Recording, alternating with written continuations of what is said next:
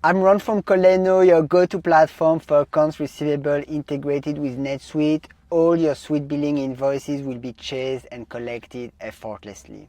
In this video, I'm covering how to set up saved search email alerts for subscriptions, subscription lines, or change order records in NetSuite. So why use saved search email alerts? Because they help you monitor subscription activities, such as when a subscription is created or updated, or when specific fields are changed. You can use this tool to automatically notify relevant parties through email when changes occur. So we will go to Transactions, Subscriptions, Create Subscriptions, Search.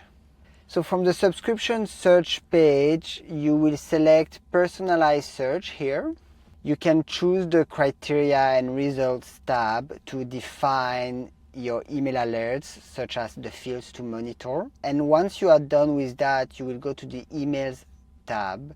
Here, you need to click on this one, which is Send Email Alerts when records are created or updated.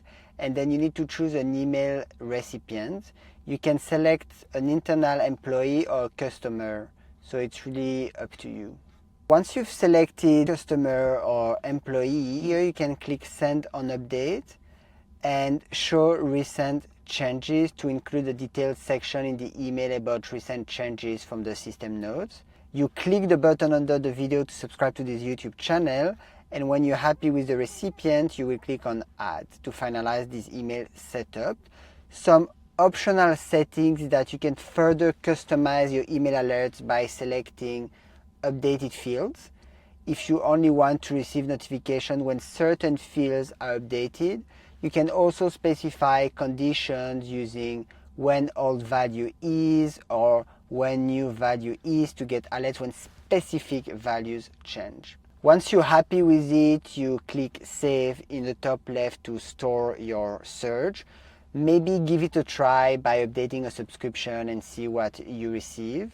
The email header that you will receive is based on the results of the saved search, and a section showing recent changes provides a detailed view of all updates made, including old and new values. So if you found this tutorial helpful, don't forget to like this video and leave your questions in the comments below. Thank you for watching.